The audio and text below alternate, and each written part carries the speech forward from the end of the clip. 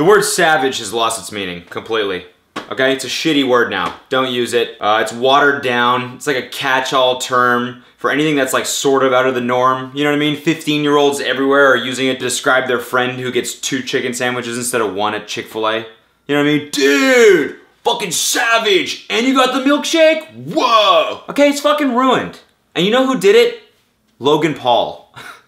Logan Paul ruined the word savage. Straight up. Look at this. This is the title for one of his videos right here. Decorating the most savage Christmas tree of 2016. Savage Christmas tree? You can't have a savage Christmas tree. There's nothing savage about Christmas. What did you do to make your Christmas tree savage? Huh? Did you use a fucking dildo instead of a star? Okay, well, as you guys probably could have guessed, this is the star. Oh, yeah, that's exactly what you did. Crazy. Fucking, whoa. Dildo instead of a star. Well, we got a real barbarian over here. Call the fucking authorities. I knew this tree was the most savage. You really want to make a savage Christmas tree, Logan Paul? Here's how you do that. Light it on fire inside your fucking apartment, stick the dildo to your forehead like a unicorn and run around. That's how you make a savage Christmas tree, right there. Not with a fucking dildo on the tree. Don't hang dicks on it and say it's savage. That's not savage. You got a dick in the window. Whoa! Oh my god! Whoa! Even the top definition of savage on Urban Dictionary is weak as fuck. Badass, cool, violent. When used in a sentence, that's a savage drink you just made. Thanks, bro. You can't call a drink savage unless you're drinking blood. There's nothing savage about making a drink for your bro. Hey bro, thanks for the drink. You're a savage. Savage in this situation would be this. Your bro comes over. Hey bro, can you make me a drink? You smack the current drink out of his hand. You go, how about fuck off? And then you turn around and ask 2 girls for a threesome whose boyfriends are standing right there with them. And then you pull it off. That's savage. Hey, real savage drink you got me, bro. What is this, like a vodka squirt? Drinks aren't savage. That being said, I saw something recently that I think will bring meaning back to the word savage. And I really mean that. Something that I hope will make people think twice before they describe a dildo Christmas tree as savage. All right, let's take a look. What were you thinking that first moment when the crocodile latched on? I was singing, I'm gone.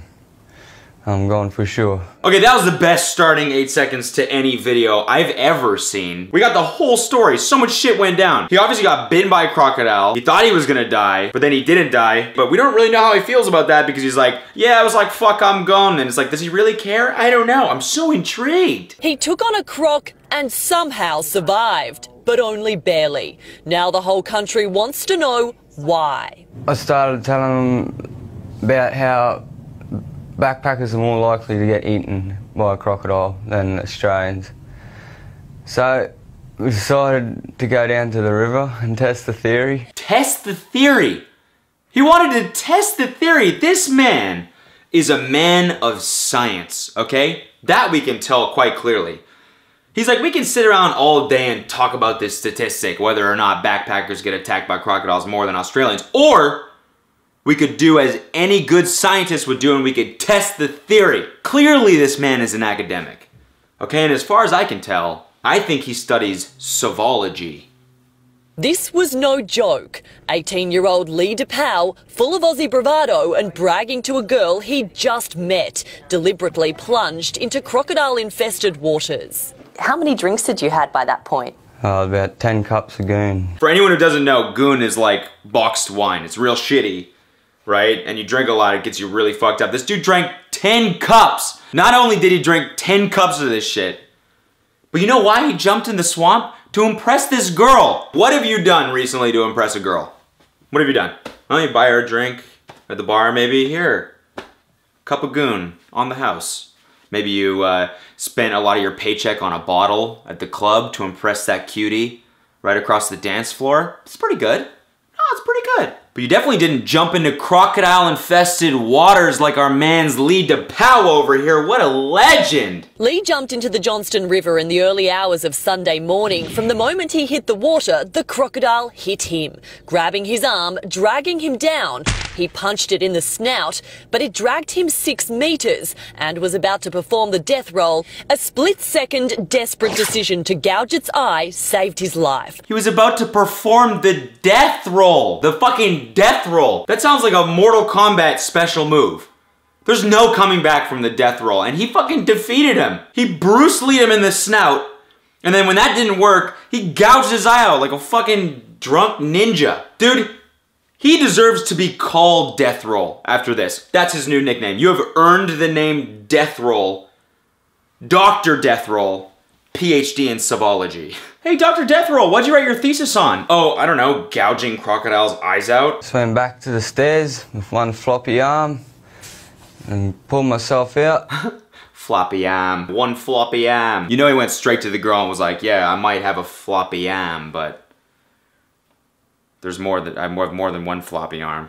No, he probably didn't say that. Do you understand that most of the country thinks that you're one of the stupidest people around right now? Yeah, I do. What's your response to that? I'm not really. I'm just, I don't know, trying to prove a point. First of all, Australia fucking rules, okay? Australia is so dope. This news reporter just called him stupid on national television. Could you imagine that shit going down in America? No, because it would never happen. You'd have a news reporter call this kid stupid, and immediately you'd have like 400,000 people up in arms like, how dare she call that injured boy stupid? She'd be like fucking thrown in Guantanamo Bay, and there'd be a hashtag, I stand with Lee or whatever. Secondly, an important lesson in the study of savology is the lack of regret.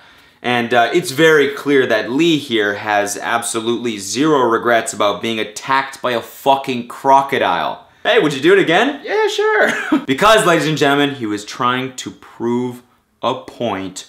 What a legend. Initially, it was thought Lee might lose his arm entirely, but surgeons appear to have saved it. Both the bones in my left arm are broken. They were poking out of the skin.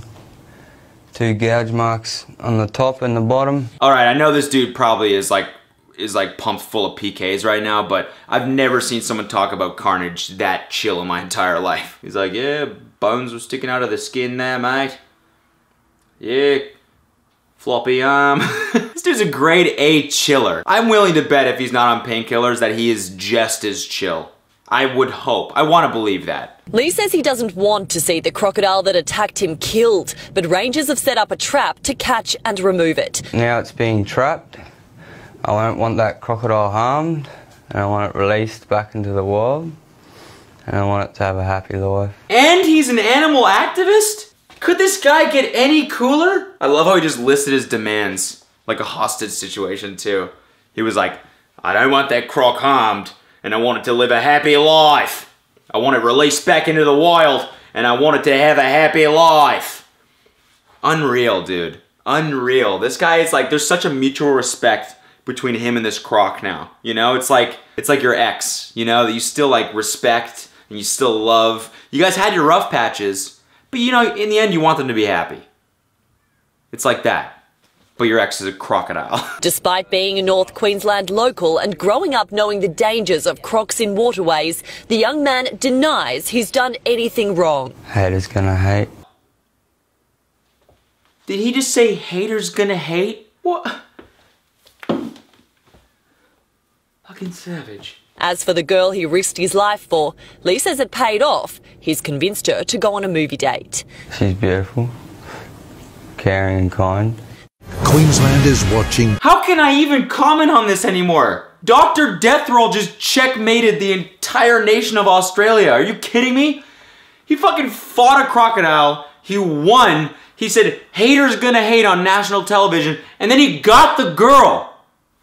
What a hero. You know, I once watched this Logan Paul vlog, unfortunately, where he asked a girl out through a window. I think he like put up his number on the window or something, and she said yes, but he seemed to think that was pretty savage. You know what I would say to Logan Paul? I would say, dog, that's not savage at all. Maybe sit through a lecture from Professor Dickroll? That's not Professor Deathroll himself, and learn what it means to truly be a savage, because this dude is bringing meaning back to that word. Haters gonna hate. Guys, if you like this video, go ahead and give it a big thumbs up with those floppy arms of yours, huh? And as a final footnote here, don't jump into crocodile-infested waters.